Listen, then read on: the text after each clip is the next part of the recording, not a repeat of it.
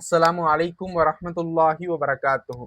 ரமலான் மாதம் நெருங்கி கொண்டிருக்கிறது. ரமலான் மாதம் வந்துவிட்டதென்றால் அது ஒரு சாதாரண அறிவிப்பு அல்ல.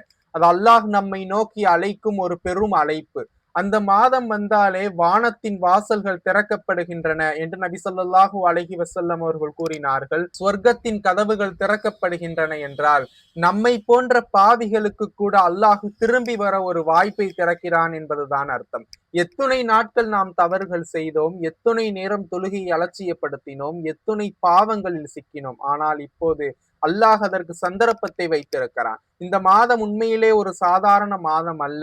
நமக்கு நன்மைகளை அதிகமாக பெற்றுத்தரக்கூடிய மாதமாக இந்த மாதம் இருக்கிறது. இந்த மாதத்திலே அதிகமாக நாம் இறைவனிடத்தில் கையேந்தி பிரார்த்திக்க வேண்டும். நாம் பாவங்களை நினைத்து வருந்தி இறைவனிடத்தில் கண்ணீர் விட்டு பிரார்த்திக்க வேண்டும். நிச்சயமாக அல்லாஹ் நமக்கு மன்னிப்பை கொடுப்பான்.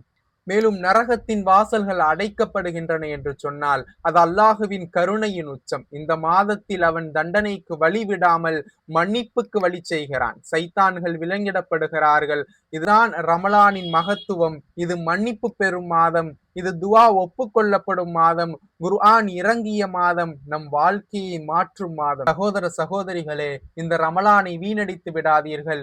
ஒரே ஒரு ரமலான், அது நம்மை சொர்க்கத்திற்கு வாசலுக்கு கொண்டு செல்லலாம். அல்லாஹ் நமக்கு தந்த இந்த ஒரு பொன்னான வாய்ப்பை பிடித்துக் கொள்வோம். கண்களோடு துவா செய்வோம், மன்னிப்பை தேடுவோம், நம் வாழ்க்கையை ரமலானின் புதிதாக தொடங்குவோம். அல்லாஹ் நம் அனைவருக்கும் இந்த ரமலானை பாக்கியமாக்குவானாக. ஆமீன்.